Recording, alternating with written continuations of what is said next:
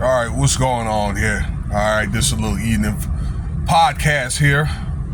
All right, and we have to remember, I think as podcasters, we have to pay attention to these current events because them guys up there and women up there in Congress, okay, and the Senate and all that, over the White House and the executive branch, they're up there changing laws every day, okay, coming out with new provisions and so forth. So it's one of the things where, you really can't give these celebrities and these doggone entertainers and athletes too much attention. Stuff is going to be changed right up under your nose, okay? You don't know what's going to be brewing next or where there's going to be the next doggone conflict. So that being said, there's a few things going on here with the economy. The stock market is getting crushed. Now they're getting to where they are laying off, like in your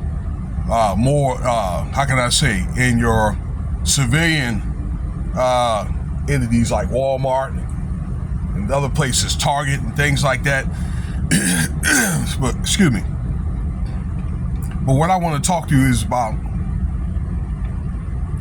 there's a peace treaty that's trying to be worked out between, Ukraine, U.S., and Russia. Now, as you know, Zelensky came in the White House flexing, okay? I don't know, maybe he thought he could come in there and smile like he's the hero, okay? To try to get more money, and he wasn't able to get what he wanted to get with, President Trump. And I'm not trying to take his side, excuse me, and got kicked out, okay? Now, they had a meeting in Saudi Arabia yesterday or 2 days ago, okay, when I was looking at the news like BBC and some of the Sky News, I'll try to watch some of those outlets over there about stories like that.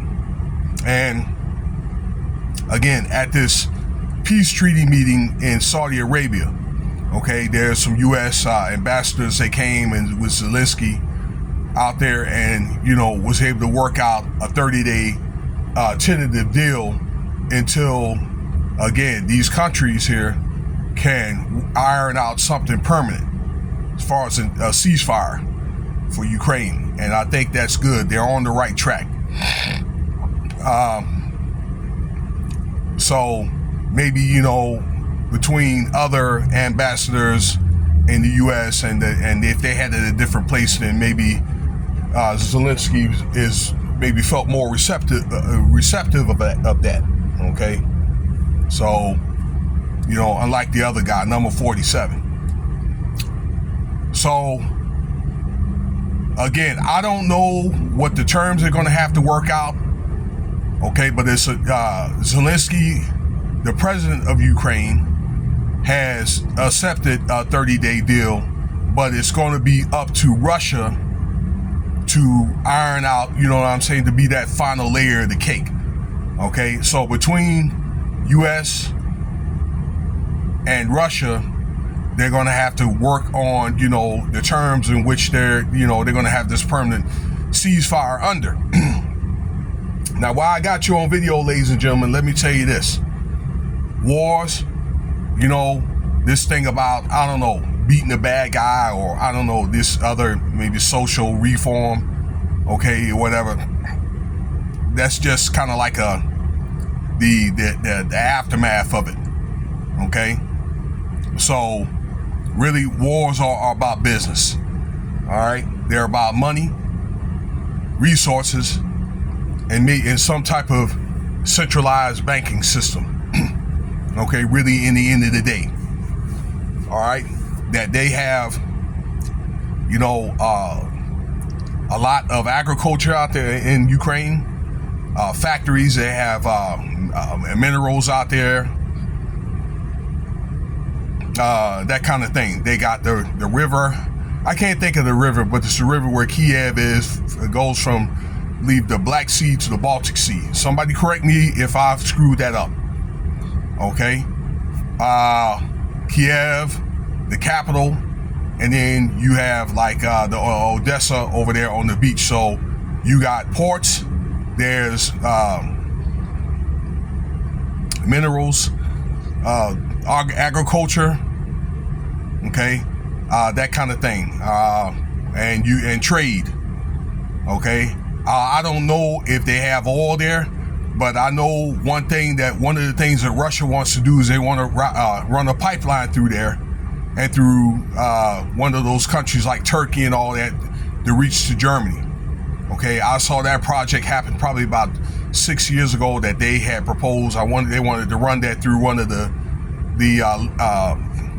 seas out there. Okay, a little bit. I don't know. I'm not sure if it was the Baltic Sea or I can't think of the other sea I just mentioned. All right, but they want to run that oil pipeline through there, and Ukraine is like the route that they prefer to take that pipeline through.